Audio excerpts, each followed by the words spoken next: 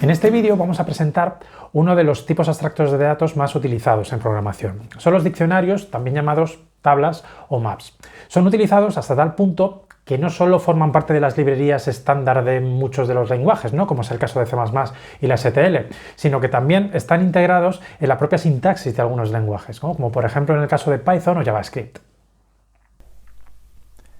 Vamos a comenzar viendo el típico ejemplo que aparece en los libros de texto cuando se hablan de los diccionarios. Es el siguiente. Vamos a hacer un programa que lea un texto de entrada e imprima el número de veces que aparece cada palabra dentro de ese texto. ¿Vale? Por ejemplo, si el texto es este que tenéis aquí a la izquierda, pues la salida que nosotros esperamos para este texto sería lo que tenéis aquí a la derecha. ¿Vale? Pues David aparece una vez, la palabra tomo aparece una vez, la palabra la aparece dos veces, una es aquí y otra es aquí. La palabra llave también aparece dos veces, una aquí y otra aquí. La palabra para aparece una vez, etc.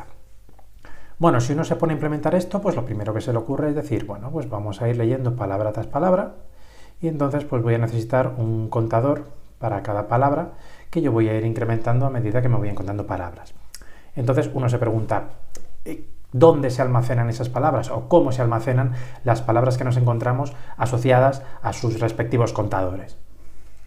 Una posibilidad es tener una tabla en la cual se almacene el número de veces que aparece cada palabra encontrada hasta el momento, ¿vale? Es una cosa como la que tendríamos aquí a la derecha.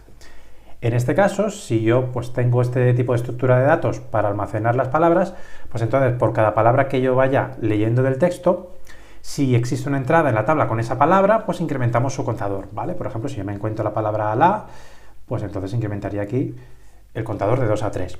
Por otro lado, si me encuentro una palabra y esa palabra no existe dentro de mi tabla, pues entonces insertaría una nueva entrada en mi tabla, es decir, añadiría una nueva fila con el contenido de esa palabra y el contador correspondiente a 1 porque me la encuentro por primera vez. Bueno, pues cuando tenemos estructuras de datos de este tipo, lo que tenemos, decimos que es un diccionario. ¿Vale? Entonces, ¿qué es un diccionario? Un tipo de datos que almacena un conjunto de pares. En este caso son pares formados por una cadena de texto y un número entero. A cada uno de estos pares se le llama entrada, ¿vale? O sea, una entrada básicamente es una de las filas de la tabla. Lo que hay a la izquierda de cada fila, es decir, la primera componente de cada par, se le denomina clave. Así, por ejemplo, la es una clave. Y todo lo que tenéis aquí pues es el conjunto de claves de mi tabla. A la segunda componente se le llama el valor asociado a esa clave. Por tanto, el valor asociado a la clave la es 2. Entonces, aquí a la derecha tenemos el conjunto de valores. Una restricción importante es que no existen dos pares con la misma clave. La idea es que, dada una clave, solo existe una fila que contiene esa clave, ¿vale? Esa propiedad pues, me va a ser muy útil para realizar búsquedas porque solo va a haber una entrada en la tabla donde yo voy a encontrar esa clave. Nosotros vamos a utilizar la palabra diccionario para referirnos pues, a estructuras de datos en forma de tabla, ¿no?, como estas de aquí. Pero que sepáis que a veces en los libros de texto, pues en la documentación, pues encontramos otra terminología para referirse a esta misma idea. En algunos libros os podéis encontrar la palabra tablas o decir que esto es un array asociativo. Si miráis documentación en inglés, pues normalmente se utiliza el término map, ¿vale?, para referirse a este tipo abstracto de datos. En algunos sitios pues también associative arrays, o quizás menos común pues dictionaries o symbol tables. Como siempre, cada vez que introducimos un nuevo tipo abstracto de datos, pues tenemos que pensar en el modelo conceptual de ese tipo abstracto de datos. Nosotros podríamos pensar en tablas de esta manera. Lo que pasa que para esta asignatura quizás nos va a interesar más, de cara a especificar las operaciones, dar un modelo un poco más matemático, digamos, para esto. Así que vamos a considerar un conjunto K de claves y un conjunto V de valores. Y un diccionario pues no es más que un conjunto de pares KV, donde K pertenece al conjunto de claves y V pertenece al conjunto de valores. Y de nuevo pues se tiene que cumplir la restricción que os he comentado antes. No existen dos pares que tengan la misma clave en el lado izquierdo. Así, por ejemplo, si tenemos esta tabla que tenéis aquí a la derecha, pues el modelo correspondiente a ese diccionario pues sería el que tenéis aquí debajo, ¿vale? Yo tengo el par David 1, el par tomo 1, la 2, etc. Bueno, pues ahora vamos a ver qué operaciones va a soportar nuestro tipo abstracto de datos. En primer lugar, como siempre, pues la operación de crear un diccionario vacío. Por otro lado, las operaciones mutadoras. Por un lado, añadir una entrada al diccionario, insert, o eliminar una entrada del diccionario. En este caso sería erase. Y luego las operaciones observadoras. La primera de ellas, pues la búsqueda por claves. ¿vale? Por un lado, saber si existe una entrada con una determinada clave, en este caso se llama contains la operación, o devuélveme el valor asociado a una determinada clave. Esto es lo que se encarga la operación add. Por otro lado, ya van operaciones referidas al tamaño del diccionario, ¿vale? Por ejemplo, saber si el diccionario está vacío o saber el número de entradas que tiene el diccionario.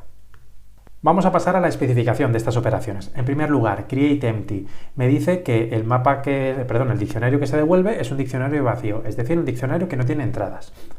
Por otro lado, la operación de insertar recibe una clave, un valor y el diccionario donde quiero insertar la entrada. La postcondición me dice que si en el diccionario ya existe una entrada con la misma clave K, es decir, si el par KV' está en el diccionario para un valor V', entonces el mapa se queda tal y como está. En el caso contrario, el mapa resultante es el que sale de añadir al mapa que ya tenía la entrada con el par clave-valor que yo quiero insertar. Recordad esta distinción. Si quiero volver a insertar una clave que ya existe, la inserción no se realiza. El diccionario se queda tal y como está. Por otro lado, la operación de erase. La operación de erase recibe la clave de la entrada que yo quiero borrar y un diccionario. Y entonces la postcondición me dice que el diccionario contiene todas las entradas del diccionario antiguo siempre que tengan una clave distinta a la clave que yo quiero borrar. Pasamos ahora a las operaciones observadoras. En primer lugar tenemos contains para decirme si una clave o no está en el diccionario. Bueno, pues recibe una clave y me devuelve un booleano que vale true si solo si esa clave pertenece al diccionario asociada a v, donde v es un valor cualquiera.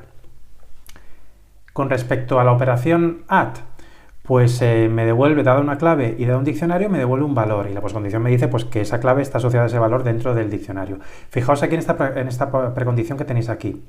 La precondición me dice que la clave tiene que estar asociada a algún valor dentro del diccionario. Es decir, si yo busco por clave, yo tengo que tener la certeza de que esa clave está dentro del diccionario.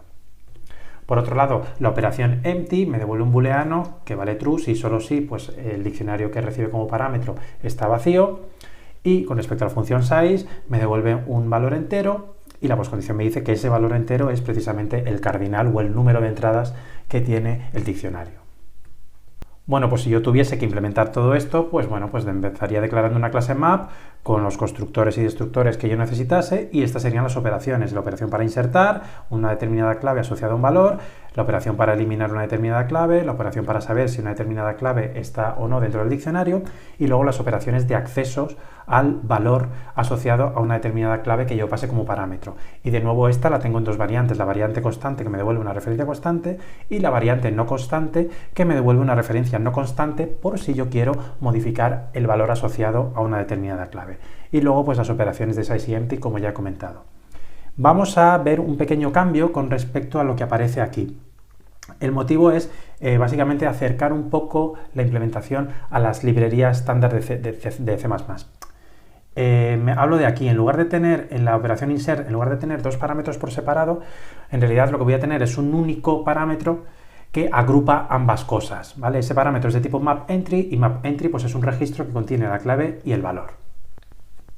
Para que os hagáis una idea de cómo funcionan estas operaciones, pues os voy a enseñar un ejemplo, ¿vale? Voy a crear un diccionario de personas que para cada persona me va a decir su edad. En este caso, el tipo de las claves es string, porque voy a representar nombres de personas, mientras que los valores van a ser sus respectivas edades. Inicialmente, el modelo conceptual del diccionario que yo acabo de crear pues es el diccionario vacío, porque todavía no he añadido entradas. A la hora de insertar entradas, pues yo llamo al método insert, en este caso estoy insertando dos entradas. Fijaos que estoy representando las entradas aquí mediante llaves, ¿vale? Con eso estoy diciendo que estoy creando un registro cuya primera componente, que era la clave, es Aarón y la segunda componente, que es el valor, es el 42. Vale, tras realizar estas inserciones, pues yo tengo este modelo que tenéis aquí a la derecha. Ahora, quiero llamar a la operación contains o al método contains que me dice si la clave Aarón pertenece o no a mi diccionario, en ese caso me va a devolver true, y add, en este caso, me devuelve el valor asociado a Aarón dentro de mi diccionario, es decir, me devolvería en este caso 42.